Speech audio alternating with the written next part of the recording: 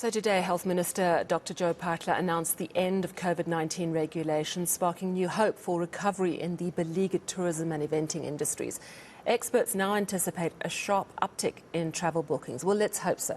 Let's discuss this with Tourism Business Council of South Africa CEO Tshifhiwa Tshivhengwa. Tshifhiwa, thank you so much for joining us. So first of all, and this is incredibly good news, I would imagine, particularly for your industry. The travellers, inbound travellers to South Africa do not need a vaccination certificate or a negative PCR test when entering South Africa. Is this correct? That is correct, and indeed it is good news for us. It's something that we have spoken about in terms of adopting, best practice in terms of learning from other countries that are managing the pandemic. So I think it's good news. It removes all restriction as far as travel is concerned. It simply means that those that want to travel to South Africa can be able to travel and come into the country without being asked any questions. It will also deal with the lines that we've been experiencing at the ports of entry, mainly at the airports. It means that now we are open for business. Anyone who wants to travel to the country and who wants to come and enjoy the beauty of the country is able to do so without any restrictions. So it's good news for us, and it's something that we've been waiting for. Yes, waiting for a diplomatic way of saying that you really believed it could have come sooner. I know that you've been itching for this to happen. We've also heard the science on this, that this could have happened a few months ago. I would imagine now that South Africa is in a position of jostling for attention in terms of the global tourism market. How are you going to make up for lost time in that regard? No, you're quite right. This could have happened early. We have been debating this type of things for quite some time. And also, keeping in mind that tourists, especially international tourists, they have a choice in terms of where they want to go. And it's not only South Africa that they have only the choice to go. So we are competing with other countries and therefore making it easier for those that want to travel, and reducing the restriction is key for those that want to come to this country. So now we can compete with other destinations that have done so many months ago. So for now, with us is to make sure that now we reposition ourselves. We've got to work very closely with, all the marketing agencies, including South African Tourism, Brand SA, and others that are marketing South Africa as a destination for travel or investment.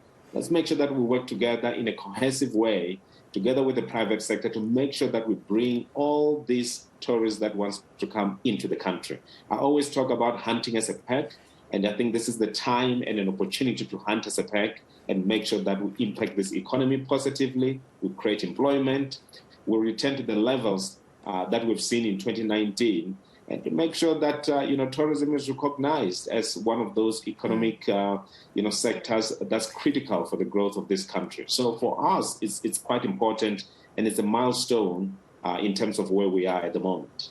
How much has the average tourist changed in terms of why they want to travel now? Because let's not pretend, COVID has changed our lives.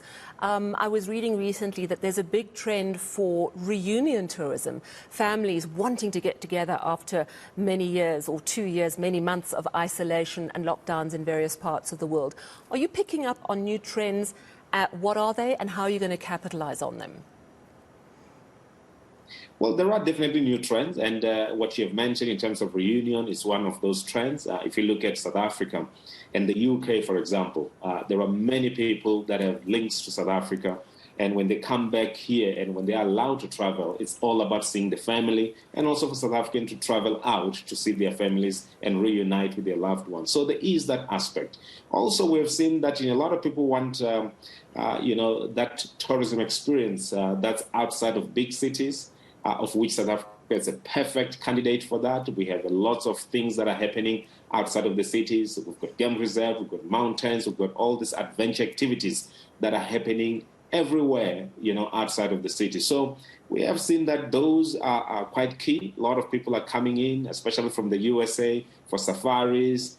They feel comfortable, being away from other people. So that has been another trend that we're seeing. But we do believe that there will be other trends that are going to emerge in terms of, travel experiences. But South Africa as a country is geared very well in terms of introducing those experiences or meeting those demands from the tourists that may want something new and fresh. We are that country that has the new and fresh. The new and fresh, and we've got it all. Talk to me about the business side of things. I would imagine that you're looking at your projections. How much profit are you hoping the sector will make this year? How far short from what you would normally make? What's capacity at hotels like at the moment? What are you expecting? Talk to me about the bottom line. Well, I think what we will be able to do on the basis of what we're seeing is that, we should be able, from accommodation point of view, we've seen the increase in terms of the revenue that the accommodation establishments have been getting. There's been statistics released by, Stats SA in terms of the revenue compared to 2021. But the best indicator is compared to 2019. And when we look at that, we do believe that towards the end of the year, from accommodation point of view, all things being equal and increasing, we should be able to, get to the levels of 2019, probably towards the end of the year, month on month. So that is a work in progress, but it depends on various things. It depends on us getting more international tourists coming in. It depends on domestic travelers getting out. And we do know that we have an inflation problem now, and the cost of everything is going up. So we are cognizant of that, and also the fact that we've lost one of the major domestic carriers, due to liquidation, simply means that we may have challenges along the lines. But hopefully, other airlines come on board and they introduce frequencies and they add more aircrafts in the air, and we're able to ferry tourists around the country. Yeah. So for us, from the income point of view, we're looking towards the end of the year. We've been looking at the entire value chain. We've been operating at 70%. The biggest part is that the inbound has not recovered fully.